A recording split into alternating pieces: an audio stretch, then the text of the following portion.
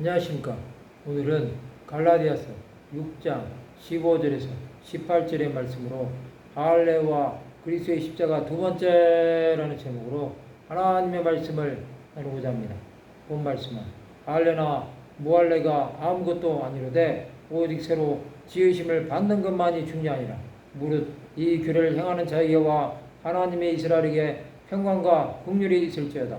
이후로는 누구든지 나를 괴롭게 하지 말라. 내가 내 몸에 예수의 흔적을 지니고 있노라. 형제들아, 우리 주 예수 그리스도의 은혜가 너희 심령에 있을지어다. 아멘. 사도 바울은 할례나 무할례가 아무것도 아니라고 말씀합니다. 이것은 그리스도의 십자가만이 유일한 구원이라는 것입니다. 바울은 십자가만 자랑한 것입니다. 십자가로 나가는 것은 그리스도와 함께 죽고 다시 사는 것입니다.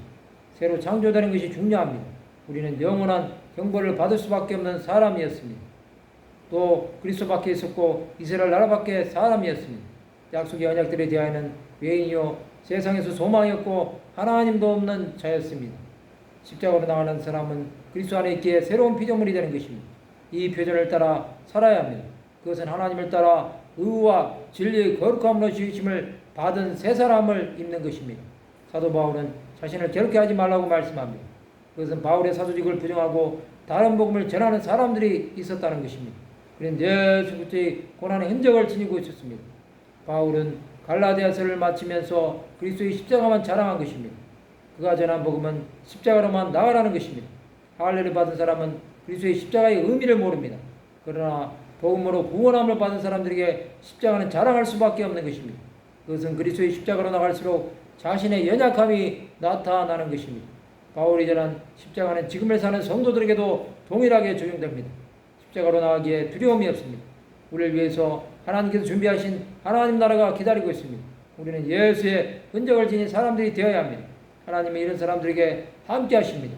우리에게 십자가를 주신 이유는 하나님의 뜻을 온 땅에 전하라는 것입니다. 이 땅을 사는 우리는 사명을 가진 사람들입니다. 그 사명은 십자가로 갈수록 더욱더 분명해집니다. 갈라디아 성도들은 율법을 지킴으로 스스로 올무에 빠진 자가 되었습니다. 그들은 율법을 다 지킬 수 없었습니다.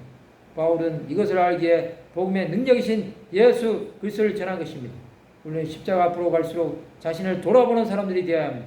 그것은 십자가가 구원의 능력이기 때문입니다. 예수 그리스도의 은혜는 모든 사람에게 미치는 하나님의 의가 될 것입니다. 성도 여러분, 오직 십자가만 자랑하는 사람들이 되시기 바랍니다. 그것은 죄와 사망을 이기신 하나님의 능력이 됩니다. 우리는 십자가가 있기에 죄에서 구원받을 수 있는 것입니다.